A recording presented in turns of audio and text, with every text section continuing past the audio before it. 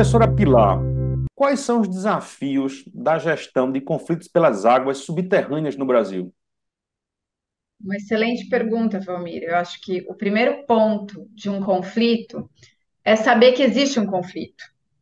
E quando a gente pensa em águas subterrâneas, a água subterrânea ela é vista como uma fonte de abastecimento individual, na maior parte das vezes. Inclusive, isso é legitimado ainda por diversos ordenamentos jurídicos, né? Então, a Argentina, o Paraguai, o próprio Uruguai tem isso ainda posto no nas suas legislações. E no Brasil só deixou de ser assim a partir da Constituição de 88. E deixou de ser assim no âmbito regulatório, porque no âmbito da prática, os usuários ainda percebem a água subterrânea como algo atrelado ao seu direito de propriedade. Então é muito fácil eu perfurar esse poço, eu perfuro esse poço, e aí quando eu tenho qualquer problema, como por exemplo, o poço não dá mais água, ou a nascente que eu me aproveitava, ela seca, ela é percebida também como um problema individual. Então, é muito comum você ir a campo e o usuário dizer: Eu perdi meu poço. Como você perdeu? Teu poço está aí. Ou, meu poço está velho. Como assim o poço está velho? Né? Tá velhinho, uma barbinha, tá com rugas. Não, na verdade, ele não perdeu o poço. O poço não está velho. O que ele está perdendo é o nível de água do aquífero, que está rebaixando. E está rebaixando por quê? Está rebaixando ou porque você tem um contexto de superexploração, ou porque você tem um contexto que você tem muitos poços próximos e isso está gerando uma interferência entre os poços, ou porque teve uma diminuição da recarga e esse nível está rebaixando. Então, da mesma forma que ele não percebe isso como um problema coletivo, então não tem um conflito. E aí ele parte para uma solução individual, inclusive. Qual que é a solução? Ah, eu preciso construir um novo poço, um poço melhor, um poço mais profundo, um poço mais potente. Ou, eu preciso pegar caminhão-pipa, porque as minhas nascentes não estão mais aí. Ou eu vou ter que fazer uma cisterna. Então, esse é um dos pontos. O segundo ponto é a falta de conhecimento da realidade. E aí, quando eu digo da realidade, é num sentido amplo. Ao contrário das águas superficiais, as águas subterrâneas são invisíveis, então eu não consigo vê-las, eu consigo me apropriar delas, então ela tem essa dimensão visível, que é ali o fluxo de base do rio, o ecossistema dependente, que eu não faço essa correlação, né? Então a água subterrânea para mim é só aquilo que sai do poço. Mesmo a nascente, muitas vezes eu não entendo ela como uma água subterrânea. Então, eu não sei qual que é a espessura do aquífero, eu não sei quanta água eu tenho, eu não sei qual que é a qualidade dessa água, eu não sei qual que é a taxa de recarga, e assim, eu não sei a situação daquele aquífero. Isso é um ponto, ou seja, eu não tenho conhecimento técnico, mas eu também não tenho conhecimento sobre quem usa essa água, como usa, quanto usa. E aí, nesse contexto, eu não tenho como saber qual que é a dimensão do meu conflito. Eu não tenho também como perceber que há um conflito. E aí, essa soma de é, ideia de um recurso, de certa forma, individual, ou seja, eu não tenho essa dimensão de coletivo, de problema que tem que ser resolvido no âmbito da coletividade, onde os resultados negativos que eu estou experimentando no meu poço, na verdade, não estão ligados só à minha exploração, mas a uma dimensão maior atrelado a essa falta de conhecimento do aquífero e da dinâmica do aquífero, faz com que eu não perceba que muitas vezes que há um conflito. E, portanto, eu não tenho o terceiro elemento, que é o engajamento. Quando a gente fala de água superficial, é muito fácil eu ver esse engajamento, porque eu vou ter, né, os usuários que estão vendo a degradação da qualidade da água, né? Eu vou ter os peixes, né, que vão me dar indícios de como é que está a qualidade daquela água. Então, aí o pessoal que mora ali falou: não, mas peraí, os peixes estão morrendo, a cor da água alterou, tá com cheiro, eu estou vendo o rio rebaixar. Então, isso gera toda uma mobilização. Para água subterrânea, a gente não tem isso. Então, quando a gente pega, por exemplo, as organizações não governamentais, né, os setores da sociedade civil, eles normalmente não trabalham com água subterrânea. Eles podem mencionar a água subterrânea, mas eles não trabalham com ela. E aí, o foco é todo para a água superficial. Isso, inclusive, acontece com o próprio poder público, que prioriza a fiscalização, a inserção nos planos de bacia, a inserção nas políticas públicas da água superficial, esquecendo que a gente só tem água superficial perene porque há um fluxo de base de um aquífero que mantém essa água perene. Caso contrário, nossos rios seriam intermitentes, como é a situação de vários rios aí no Nordeste, porque eles estão sobre o cristalino, e aí o cristalino não dá esse aporte de água, então eu só tenho água na época das chuvas, na época da seca, o rio seca. E aí se mascaram uma série de conflitos. Então, eu não tenho uma percepção clara dos conflitos entre os usuários de águas subterrâneas, porque para eles é uma solução individual e, portanto, um problema individual.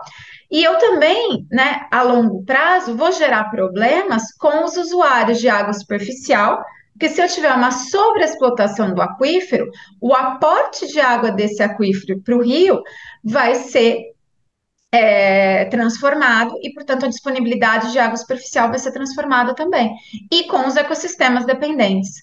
Então, para mim, esses são os grandes desafios da gestão de conflitos, ou seja, a percepção do conflito que não ocorre por conta dessas situações.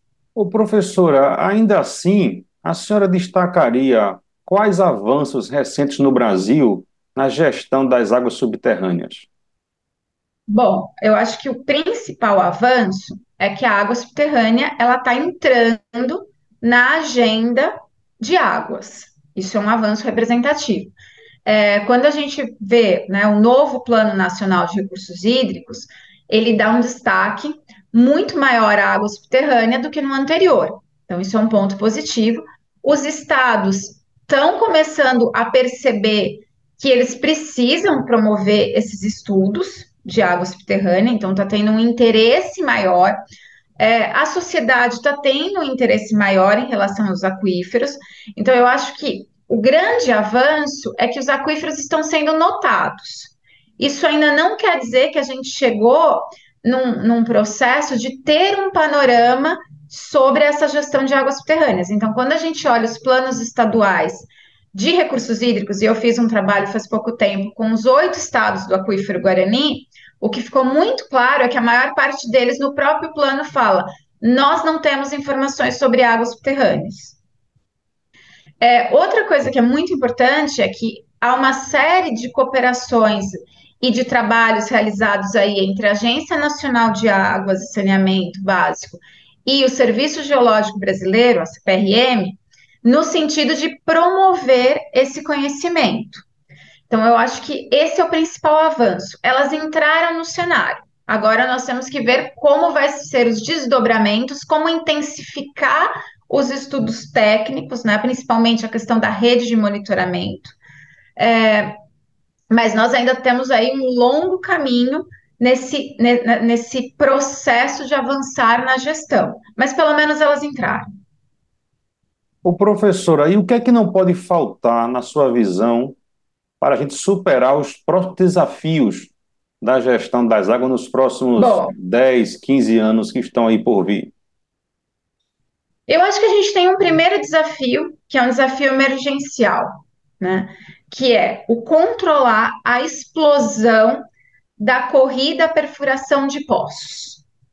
Então, esse para mim é um desafio bastante significativo, porque, bom, nós estamos vendo, né, um cenário de seca que teve aí na Amazônia, a gente teve uma intensificação das temperaturas aqui na região sudeste, as mudanças climáticas estão chegando, né? Estão chegando a todo vapor, vamos dizer assim.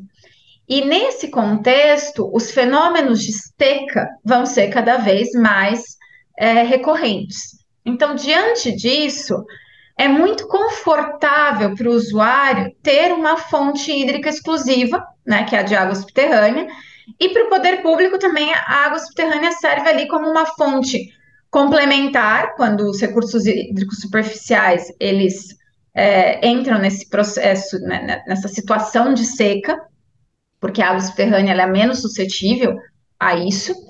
E também, né, eles já são uma fonte importantíssima em inúmeros municípios, principalmente os pequenos municípios, porque é mais barato do que você ter que tratar a água. O tratamento da água subterrânea, ele é simplificado, o custo com adutor é muito simplificado, então, na maior parte das vezes, só precisa fazer a perfuração, sistema de tratamento simples e está tudo resolvido. Então, assim, a água subterrânea, ela sem dúvida é um recurso importante nesse cenário de mudança climática, mas ela não é a nossa salvação. Então, nós precisamos começar a falar do uso conjunto água superficial subterrânea e criar aí mecanismos, opa, estação de chuva, vamos usar mais a água superficial e dar um jeito de intensificar a recarga dos nossos aquíferos.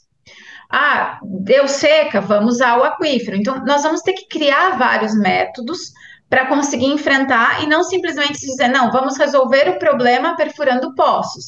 Porque a curto prazo, sim, é uma solução, mas a médio prazo pode nos dar problemas muito significativos, tanto em relação à disponibilidade hídrica superficial, tanto a questão dos ecossistemas dependentes, quanto em relação à própria estabilidade geológica dos terrenos, né? Então, a gente tem várias situações no México, Cidade do México, Jacarta, que você tem problemas de subsidência, e não tão grave quanto a subsidência, mas também grave compactação de aquífero, que eu estou diminuindo a possibilidade desse aquífero ter o seu pleno armazenamento de água. Outra questão que a gente precisa enfrentar é a questão do conhecimento. Nós temos que promover estudos técnicos para conhecer o nosso aquífero, para saber quanto nós podemos explorar, porque na maior parte das vezes o que a gente está fazendo com a outorga primeiro que ela só pega a minoria dos poços, a absoluta maioria dos poços é irregular. Então, esse combate à irregularidade de poços é outro desafio que precisa ser enfrentado. Mas eu não sei quanta água eu tenho, eu não sei quanta água está recarregando, e eu estou dando outorgas, ou seja, eu estou dando cheques em branco sem saber qual que é meu saldo bancário. Em algum momento, isso vai dar problema. E, por fim, eu destacaria incluir as águas subterrâneas nos planos de bacia, né, e nos planos estaduais de recursos hídricos, porque o Estado é o principal ator na gestão de água subterrânea, já que esse recurso está sob domínio estadual, aliás, sob domínio estadual. Então, assim, por mais que a ANA e a CPRM tenham sim um papel, e essa ideia de consolidar que a ANA tenha um papel na água subterrânea é um avanço também, os estados têm que fazer o seu dever de casa. E eu fiz nesse trabalho que eu desenvolvi nos 8 estados do Guarani, o que eu pude perceber é que, de forma geral, os planos estaduais, eles incorporam a água subterrânea de uma forma muito superficial e são poucos os programas, planos e ações dedicados para essas águas. Então, o grande enfoque é a água superficial. Então, assim, é interessante notar como eles colocam a questão da contaminação, por exemplo. Há risco de contaminação por conta do desenvolvimento de atividades agrícolas e falta de saneamento em áreas de recarga. Tudo bem, mas como isso embasa uma ação de gestão? Em que áreas? Qual que vai ser a área prioritária? Quais são as áreas consideradas prioritárias para abastecimento público por aquíferos que precisam ter aí um olhar mais detalhado? Então, esses são os grandes avanços que eu colocaria, né, Valmir? Eu espero que eu tenha aí contribuído e respondido as suas questões, e eu estou à disposição para, se você quiser fazer mais alguma pergunta. Professora Pilar, muito obrigado pela rica entrevista. Foi muito bom ouvi-la. Obrigada. Um abraço.